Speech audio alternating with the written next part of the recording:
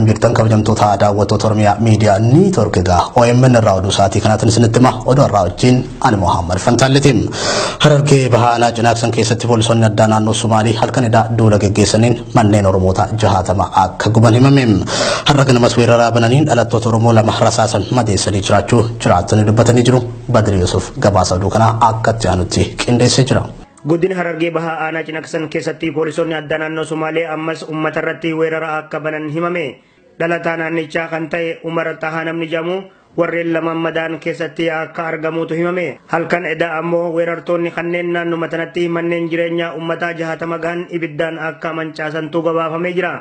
Mootummaan garee kana hidhachiisee badii lubbuu namaa fi barbadaa'insa qabeenyaa geessisuun cinatti buqqa'insa lammiilee Oromoo 100,000 sababa ta'ee jira. Sirnichi humna badii kana dhaqqabsiisaa jiru dhaabsisuu yookaan hiikkachiisuu osoo danda'u callisee ilaaluun deeggarsa mul'isee fi jira jedhame. Poolisoonni addaa naannoo Somaalee araddaa Turqeelloo kana maddeeffatan duula kana geggeessuuf qophiirra akka turanillee jiraattonni himan. Sirni wayyaanes tahee bulchiinsi mootummaa naannoo Oromiyaa weerara gareen kun dhaabbatummaan aanaa Cinaaksanii fi bakkoota biratti geggeessaa jiran dhaabsisuu fi rakkoo dhalatee hundeen furuuf tarkaanfii qabatamaa fudhatan hin qaban jechuun komatamu. Biyya takka keessatti naannoon tokko hidhatee daangaa isa kaanii qaxxaamuree miidhaa dhaqqabsiisaa osoo jiru callisuun wayyaanee komii sirnichi poolisoota addaa naannoo Somaalee hidhachiisuu fi harka keessaa qabaa jiru dhugoomsee jira. Godina Shawaa Kaabaa Salaalee Aanaa Yaayyaa Gullalleetti qeerroowwan torba rasaasan dhabamanii lama lubbuu yoo dabran 5 madaa'anii miidhaa ulfaatan yoo irra ga'u yeroo ammaa kan hospitaala Fiichee keessatti yaalamaa akka jiran maddeen keenya gabaasan. Qeerroowwan kunneen mana hoteela Girmaa Badhaanee jedhamu kan namni Maarid Badhaadhaa jedhamu kireeffatee midhaan nyaataa keessatti gurguraa jiru keessatti rasaasan rukutamuudha kan himame. Dargaggoota torban rukutaman keessaa lama yoo lubbuun dabran 5 immoo miidhaa hamaa keessummeessuun hospitaala Fiicheetti wal'aanamaa jiraachuudha odeeffannoon arganne kan mul'isu. Dargaggoota nagayaa kanarrattis qaamonni dhukaasa banuun galaafatan abbaa hoteelichaa Girmaa Badhaanee basaasaa wayyaanee nama Maarid jedhamuuf itti gaafatamaa wajjina nageenyaa Yaayyaa Gullallee kan ta'e Atnaafuu kan jedhamu ta'uu maddeen qabatamaan saaxilanii jiru. Kana malees ilmi Girmaa Badhaanee yeroof maqaan isaa hin beekamin tokkos yakka raawwatame kana keessaa harka akka qabu komiin hawaasa keessaa ka'uunis himamee jira. Itti aansuun isaanuma kana magaalaa Fiittaalitti kaabinoonni haaromsi kun hin liqinfamaniif dargaggoota hedduu dararaa akka jirantu gabaafame. Qeerroon naannichaattis doorsisa dabballoota OPDO kana hifachuun yeroo hedduu hanga godinatti deemanii iyyatanii furmaata homaatu erga dhabanii booda tarkaanfii mataa isaanii fudhachuuf qophii akka ta'an beeksisan. Kanaafuu qaamonni OPDOf of haaromsuu didaniif tarkaanfii fudhatamuuf itti gaafatamummaan kan mataa isaanii akka ta'es qeerroon naannichaa dhaamsa dabarfatanii jiru. Weerarri poolisoota addaa naannoo Somaaliitiin uummata Oromoo irratti bobba'aa ture ammas bifa haaraan qindaa'uun Oromiyaa bakkoota hedduutti dhukaasa banuu cimsee itti fufee jira. Haaluma kanaan guyyaa kaleessaa godina Harargee Bahaanaa Baabbileetti loltoonni kunneen weerara bananiin Oromoo irraa nama tokko akka madeessan himamee jira. Ammas uummata nagaa weeraruuf halkan edaa loltoota isaanii daangaarra qubsiisaa akka jiran jiraattonni yaadanuu dhaqqabuu irratti argamu. Usmaan Baayyoo dabalata qaba. Loltoonni poolisoota addaa naannoo Sumaalee kanneen mootummaa wayyaaneetiin qindaa'uun uummata Oromoo kallattii hedduu weeraraatiin turan ammas bifa haarawaan of ijaaruun godinaalee Harargee lamaan godina Baalee, godina Gujii fi Booranaa aanota hedduu keessatti tibbuma kana weerara banuudhaan hawaasa irratti gaagama lubbuu fi saamicha qabeenyaas raawwachaa turaniiru. Haaluma kanaan guyyaa kaleessa sadaasa 22 barkuum 2017tti hidhattoonni kunneen osoo uummanni ofirraa quba hin qabaatin godina Harargee Bahaa aanaa Baabbileetti loltoonni poolisoota addaa naannoo Sumaalee ganama subiin uummatatti duuluun dhukaasa bananiitiin akka turan maddeen keenya gabaasaniiru.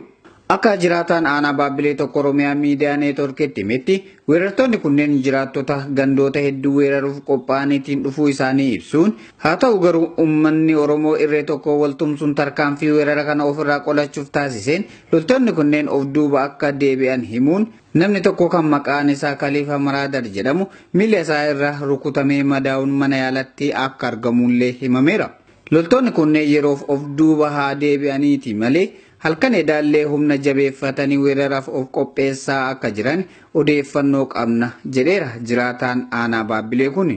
Harargee Bahaanaa Baabbilee adda gammachuu ganda ni jedhamtu lolaatu jira arramo ganama kana ammalleera wanni dhaamanii poolisiin waan fidaa jama hora bakka magaalaa hora jamarraa jirti. Kaya tentang kita jalan ilang ka toroga sedikit akan ada wallet dawani acubo dan masjidani jalan itu kira jalan dia nama tak bisa madaya kali pemadakan nama jamu. Oduma ulfakatu weerartoonni humna addaa naannoo Sumaalee kunneen godina Harargee lixaa aanaa mi'eessottis uummata irratti weerara banuudhaaf araddaalee bareedaa dirree qaalluu damma qilliftuu fi waltaanee jedhamanitti konkolaattota hedduun loltoota isaanii qubsiisaa jiraachuun gabaafameera. Hawaasni naannawa sanii dammaqinaan weerara kana akka ofirraa faccisanii fi qeerroon Harargee lixaa dhaamsa isaanii ummataaf dabarsaniiru. Godina Harargee baha magaalaa Dadaritti daldaltoota isaan jibaa bitanii bulchiinsa naannoo Somaaliitti erguuf shaakalaa jiran qeerroo fi poolisiin Oromiyaa to'annoo jala oolchanii jiraachuu maddeen gabaasan. Daldalaa hannaa jimaa karaa seera alaatiin naannoo keessaa baasuu kana keessatti raayyoon ittisa wayyaanee shoora olaanaa taphataa akka jirus keessa beektonni ibsan. Dabalata oduu kana Usmaan Abdulatiif akka itti aanutti qindeesseera.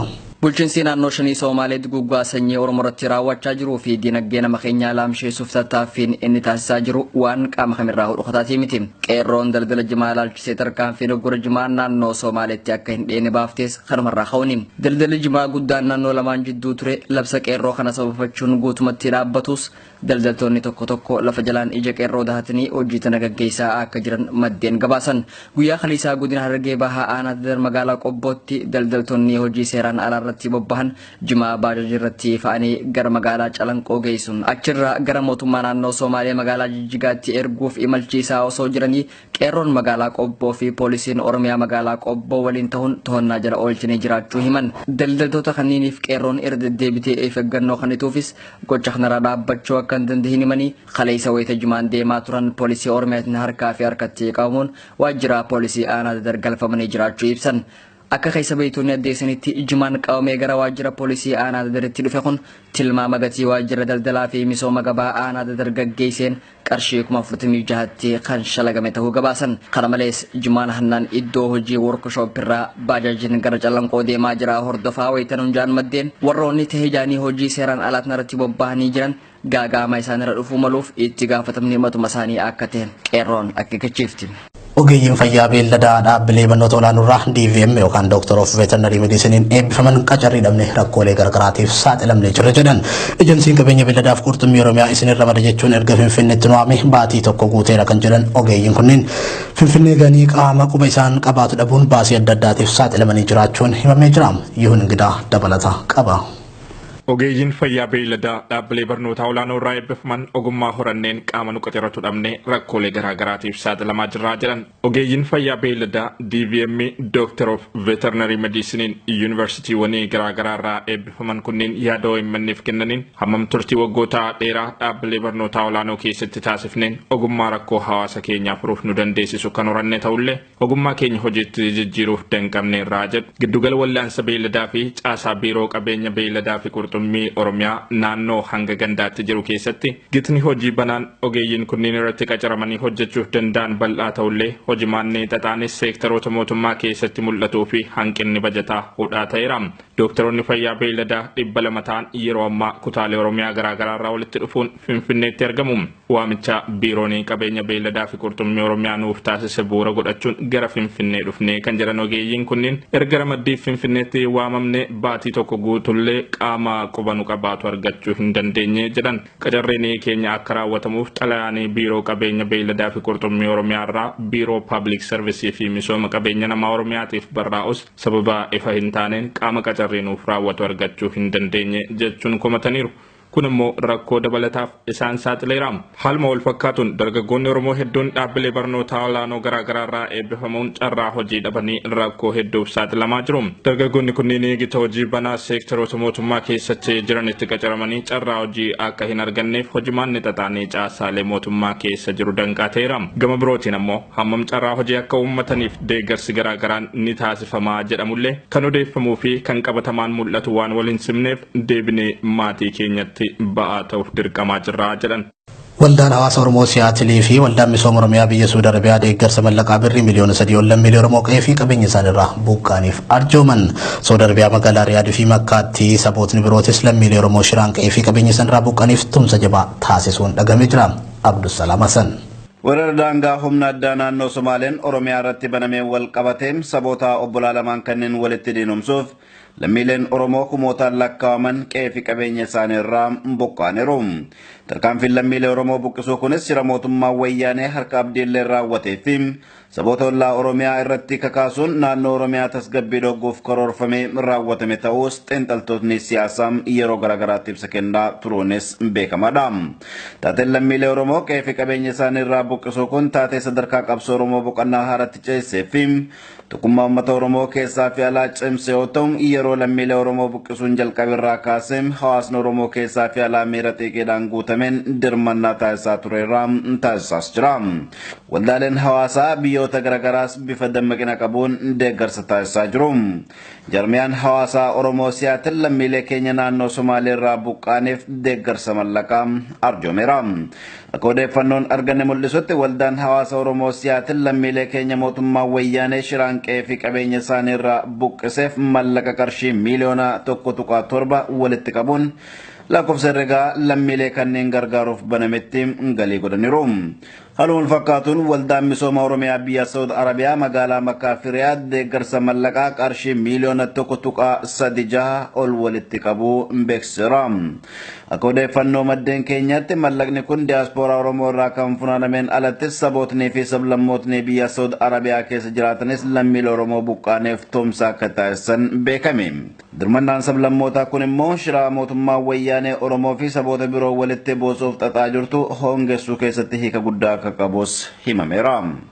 Tole daawwattoota keenya kabajamoo egaa oduun har'aaf qabannee dhiyaannee kan hanga ammaatti isinitti himneedha. Qophiileen OMN biraatti fufu qophiilee OMN biraa wajjin turtii gaarii.